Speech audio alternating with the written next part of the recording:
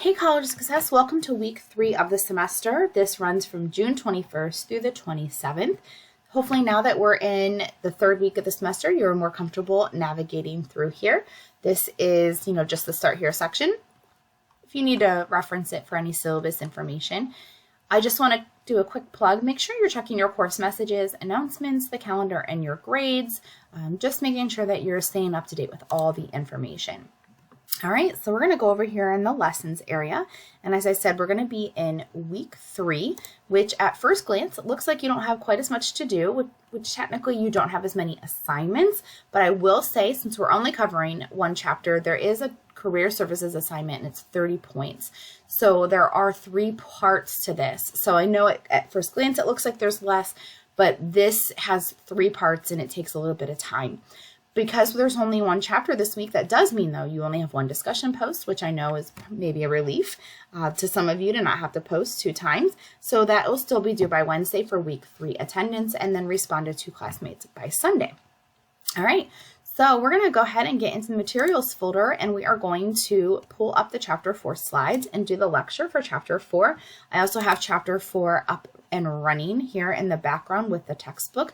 Of course, the slides I use are an overview, and then I encourage you to go into the chapter itself and spend some more time, particularly on any sections that you need a little bit more time with. So chapter 4 is about planning academic pathways like goal setting, career decision making, degree paths, that sort of thing. Here is the self-reflection at the beginning of most chapters.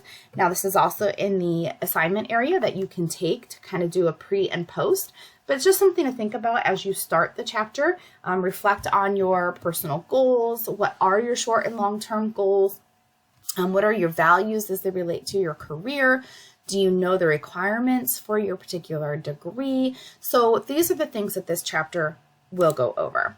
And these are, again, things that the textbook will go more in depth on, and the big key pieces that we will kind of go over, and then, as I mentioned, hopefully you'll read more about in the chapter itself.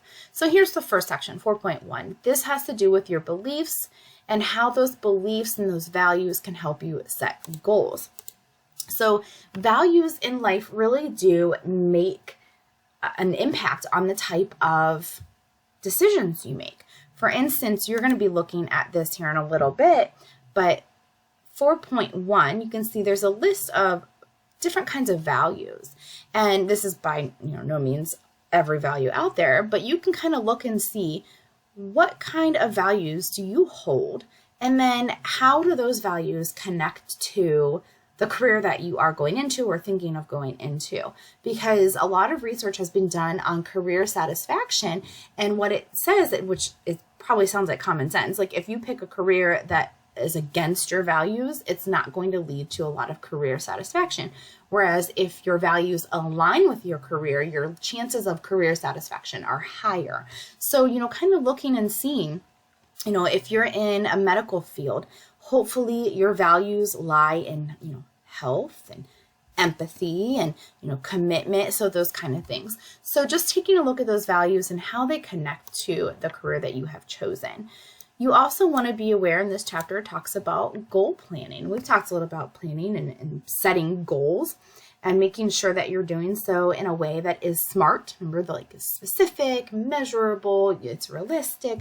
So you set long-term goals, short-term goals, and then making sure that those connect together. So for instance, I like to work backwards. So maybe your long-term goal is to get an associate's degree. So for some of you, that really is, 2 or 3 years away. That's your long-term goal. Short-term goals should feed into that long-term goal. So this semester, your goal is to get, like a 3.2 GPA, because that's going to help you maybe get into your program, or it's going to help you ensure that your transcript is going to build nicely whenever you get your degree and then get into your job field. So setting those goals and seeing how they connect together are really important. So you also have to plan, though, when you set goals for adjustments. So if your short-term goal was to earn a 3.2 GPA, how are you meeting that goal?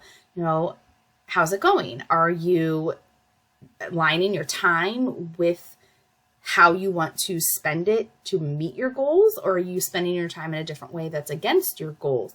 So how has your short-term goal planning, how is that feeding into your long-term goals? And do you need to change anything? It's okay if you get into your semester and you're like, you know what? This A&P class is more challenging than I thought. I'm going to give myself a 3.0 GPA as my goal because I feel like I may not be able to attain that 3.2. That's okay. You're constantly reflecting and adjusting as needed. So there's a little bit more about goal setting than in, this chapter. If you want to look through, it'll talk more about long-term goals, short-term goals, and how to set them. You can see it has like some examples in here, what to do when you need to adjust them. And it goes over that SMART goal setting again that was talked about in a previous chapter, and ways that you can kind of, again, adjust and check those goals. All right, the next section talks about planning your degree path. So hopefully, you know what you're going into, or you have an idea of what degree you want to work on. And so that means, what is my major? Do I have any minors? Are there any certificates I can gain along the way? Are there any special requirements beyond my coursework? Meaning, do I have to do a student teaching? Do I have to do an internship? Do I have to pass a certain licensure exam? Anything like that. So knowing those things early on is really helpful. Also knowing for your particular field, do you have to get beyond an associate degree? Do you have to get a bachelor's degree? Do you have to go on to get a master's degree? So those are things you have to know as well. And these are just some examples. The next couple of slides are examples of certain fields that require certain types of degrees. So again, obviously this is not comprehensive. So it gives an example of some fields that need associate degrees, bachelor's degrees, and so on. And again, when you are in 4.2, you're going to see some more details and stats and information on the degrees and examples. It's a little bit easier to read in these sections sometimes than in the slides. And then from there, it does go over, and again, the slides are a little small, but it does talk about some fields in particular that use, I'm so sorry, excuse me, that use these different degrees. And that's what you'll see blown up a little bit larger in the textbook, what an associate degree is, and some examples of fields that use an associate's degree. Same thing with bachelor's degree. Goes through a little bit more, and then graduate degrees. So you can find out, especially if you know at some point you want to get maybe a bachelor's or a master's, but you don't know a lot about it. This section does kind of go into a little bit more detail, as well as things that sometimes you get post-bachelor degree, but it's not quite a graduate degree. So there's things in between. And so that tells you a little bit about all of those type of degrees. And there are some links to places to take values assessments, which we're actually going to do for your career services assignment. But here are some other additional resources. If you wanted to kind of know what your values are, these are some highly used plans and tests for people that they take to find out what their values are. So it's also important to know in your courses, what are your general courses? Like this right now is a gen ed course. Everyone takes this course or the SSC 101 course. It's not specific to anyone's major. After your first couple semesters, you start moving into your courses that are specific to your major, and then you can also take electives. You may also decide on having a major and a minor. So a major is obviously what your main focus is in, and then some students do tack on minors, which is a little addition to their studies. Also knowing that some of your fields may require something outside of the course work, which we talked about a couple of slides ago, like an internship, or if you're in education, student teaching or shadowing or things like that. All right, in section 4.3 talks about making a plan. So just kind of knowing how are you going to progress in your degree? Are you going to reach out to any counselors, the career services office? Do you need a mentor? What kind of resources are there to help? And so knowing a curriculum map is really helpful. And I'm going to show you real quickly kind of an example of where you can get a couple of these things. So if you go to the Stark State College homepage and you go under academics, you'll see the career communities, and these are all kind of grouped in umbrellas. So if you're going into, let's say, I'm just going to use physical therapy assistant as my example, I would find health. If you're going into education, obviously education. If you're going to business, so hopefully you can see where your major fits in. But I'm going to click on my career community. And then this page, and they're all set up very similarly. This page just gives me some really general overview of the types of skills and contact information and program links that I would need for this. But then all the way down toward the bottom, there you can see our more specific actual programs. So I'm going to click in my PTA. It's going to bring me to a page that's going to be specific just to PTA. Again, contacts, links, information, but right here where it says courses, I'm going to open up, has the same information, full-time, part-time. It just kind of gives you an idea of how to take the classes based on if you're full-time or part-time. But here's like a curriculum plan. These are all the classes you have to take as a PTA major. So it lets you know, here's all your technical courses, your non-technical courses, and then if there's prereqs to take any of these, as well as suggested path. So your first semester, it tells you to take this many classes. Now again, to me, that's a lot, 18 credits, 20 credits. So this is why some people will take, obviously like you all are, summer classes to kind of make up for some of this so that you're not having to take 18 credits a semester. And again, this is if you want to get done, in around 2 years, a little over 2 years. Some people take a little bit longer, and that's okay. All right, so that is where you can get that kind of like career plan or path to help you figure out kind of knowing what courses are important. It also, in those pages, that we're at, can also give you information about you have to have a background check. You can have, here's the goals of the program. So if there are different kinds of requirements or resources, those pages can help you with that information also. So I think that's helpful to know early on in particular. Also, knowing your academic advisor is really helpful. You need to know who this person is because they're going to do all of these things and more for you. They can help you set goals. They can be a mentor for you. They know what your GPA is. They can help you network. If you're going to transfer, they can help you with scholarships. So lots of things these academic advisors do. If you don't know who your academic advisor is, in my Stark State, under my stuff, it's probably going to, log me out, sorry. Under, give me just a second. All right, there we go. Under my stuff, scroll down to map my academic plan. You're going to click in there. Now for you, it's going to open right up because you're already a student here. For me, it's not because I'm not a student here, but I'm going to go ahead and use my brother who gave me permission years ago to use his map page, so I didn't have to pull up an actual student's page. But here in your map, your advisor is listed right there. So that's a quick, easy way. Their name and their email address. So in my Stark State, under my stuff, map, when it opens up, you'll see who your advisor is if you didn't already know. So knowing your person is really helpful early on as well because, again, they can do all these different things for you. They're a great connection resource for you at the college. Okay. There's also some planning. MAP also helps you with kind of degree planning because it goes through and tells you all the courses you need to take. So I know this has that information, but the map is interactive. Whenever you're taking classes, you can click. I can't now because he finished all these classes, but you can click on these and pull up when they're offered, and it's a nice advising scheduling tool. Excuse me, I'm so sorry. Okay. So there's also some talk in this section about, what do you do after graduation? How can you plan for after graduation? And that's also something that our Career Services Office can help you with. So again, if I'm kind of thinking back on our Stark State homepage, if I scroll down, there's a link to our Career Services Office right here. And we're going to talk a little bit about Career Coach, which is a tool in their office. But Career Services is an office on campus, and you can make face-to-face or virtual appointments right now.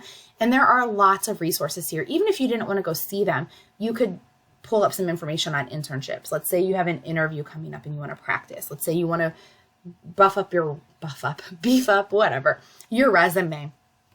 So even if you don't want to physically go to the Career Services Office, they have a lot of information just right here on their webpage. And anytime events are coming up, they'll update it here as well. So I wanted to point that out for you also because they can be helpful as a current student as well as after you graduate. They help alumni as well. All right, and then as we kind of go into this last little section here, talking about what if things happen, what if something doesn't go to plan? Well, that's okay. Like, that's part of your college experience. Odds are it's not going to go as planned. You're not going to just smoothly go through your college experience, and that's okay. So where do you go for help? Well, the advisor can be one of those places, career services, an instructor, tutoring office. So it's so many different resources on our campus. And that's the point of this class, is kind of talk about all those resources throughout the semester. And just really making sure that you can kind of look at how your change is going. If it's not according to plan, what can you do about it? Do you need to reevaluate your goals, reevaluate your values, reevaluate the plan itself, what tools and resources you're using? So chapter 4, we'll talk more about how do you manage that, because that's stressful. So what can you do? And I think the best advice I can tell you again is just to understand that things won't always go to plan. There's going to be a class that's not offered when you need it offered. There's going to be a hiccup in your financial aid. There's going to be a teacher you don't get along with. It's going to happen, I promise you. I've gone through 3 different degrees, 3 different institutions, and nothing ever works as well as you think it's going to. And that's okay, because that adapts you to other situations as well. But the big thing is, like, how are you going to deal with it? Who can you go to? What resources can you look for that assistance? So again, reaching out to your advisor, contacting your instructor, me, for instance, with these beginning of the semester type classes, all of that is important. So this goes a little bit more into depth about, talking about what to do when those situations occur. It also brings up who a mentor is, and that can be someone who is an advisor. It doesn't have to be your advisor, just someone who has a little bit more experience that can give you some advice. And then here is the wrap up, thinking again about these questions now that the chapter is done, now that you've spent maybe some time looking in chapter 4 itself. All right, so as always, I encourage you to kind of click around in chapter 4 and look at those sections a little bit more in depth, since the PowerPoint slides in the lecture just kind of skim over the topics. So now let's go ahead and talk about what you're doing this week. So I'm going to get back into week 3 and scroll down to my assignment area. So here is that survey again, the pre or post. You can take it inside Blackboard if you wish. All right. You can see I have this assignment first and then the discussion, because really you need to do this assignment before you do the discussion. So you open up chapter 4 assignment. It is a fillable, there we go, fillable PDF. And this is 4.1 in your textbook. So if you wanted to bring it up in your textbook, you could also see that it is replicated right here. We talked about it in the slides. So it's right there. You could see it in that format also. So here are the values, the list of values. So you're going to just look in here and rank your top values. So it's a real quick assignment. Your top 5 values. What are they? And then if you wanted to put them right in order, 1, 2, 3, 4, 5, you can do that. Or maybe you just write them down as you see them and then rank them. How important are they? And if you want to, elaborate on any of them, you can. There's room to type here. Or you can just put the name of the value and what the rank is. So that's all you're doing for this assignment, is kind of looking to see what your top 5 values are. And hopefully while you do that, you're also kind of reflecting, how do these connect to your career choice? What's the connection between the values you've chosen and the career choice you're going into? So you're going to complete that first. You fill it in and then just, submit it in the Dropbox. Again, that's due by Sunday. And the reason I have you do that first is because the discussion post relates to that. So it says, recall a decision you have recently made. It can be a small decision like, making plans throughout the week, or a larger decision about your major, where you decide to work. And then do the values you identified through this activity up here influence that decision? So whatever values you chose for this assignment, do they impact these decisions that you're making? Okay, so pick one decision, and obviously pick one that you're comfortable sharing, with everyone, since everyone reads them, and talk about how that decision and your values either aligned or did not align. So remember, the posts are 150 words by Wednesday for week 3 attendance, and then by Sunday, you want to respond to 2 different classmates. So those 2 kind of go hand in hand this week. All right, you have your chapter 4 quiz and Dropbox there. So I'm going to pull up the chapter 4 quiz. 5 questions again. You want to make sure you're responding in 2 to 5 complete sentences. So question 1 talks about values and goals and asks you to think about how maybe your values have changed since you were a little bit younger, and why do you think that might be? Another one is talking again about future career and how are you going to prepare for your career other than taking your classes. Obviously, you're here working on your degree. Is there anything else you can do? Can you volunteer? Can you get internships? Can you get part-time work? Can you join clubs and organizations? You know, how can you kind of really maximize on that experience? This is asking advice about, you know, making a decision on your major. This is comparing and contrasting roles of advisors and mentors. So there obviously some overlap, but they do also have very specific roles, and the slides went into depth with, you know, what advisors do, so you can kind of go back and look at that. And then this is talking about kind of advice on degree progress. So you want to submit that Chapter 4 quiz by Sunday as well. All right. Then the last thing is your career services assignment, and it is 3 parts. So first, I'm going to have you pull up the career instructions. And so they pull up into this PDF right here. I'm going to walk through this, but it might be helpful if it's written down.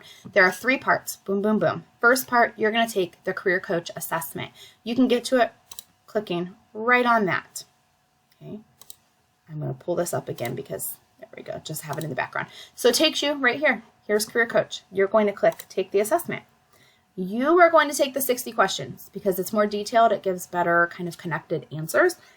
For my purposes for the video, I'm just going to do the 6 questions so you can see how it looks. You are doing 60 questions though, but it's real quick. It basically just asks you, would you like to do these things? So you kind of look and see, you know, how well do you agree or disagree with these things? All right. And then when you're done, it's going to give you your top 3 like kind of personality traits. And then underneath there, it's going to give you your top career matches. And you are welcome to kind of explore these. You can look and see, did your major kind of come up as a high match? And you can click in. Every time you click in, it gets a little bit more specific. So you can click in to where you see your actual plan. And it's going to give you information about that particular job. So when you go back, what you're turning in for your assessments, I would recommend that you download your results. So you want to download your full results, and they'll come up as a PDF. All the scanning, and you can download them and, you know, save them to your desktop or whatever the case might be. That is one of the PDFs you're going to submit. There are 2.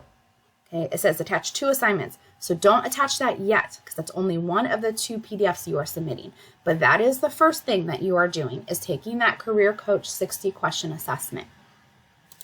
The second thing you are doing is you are going to go to this website right here and create an account.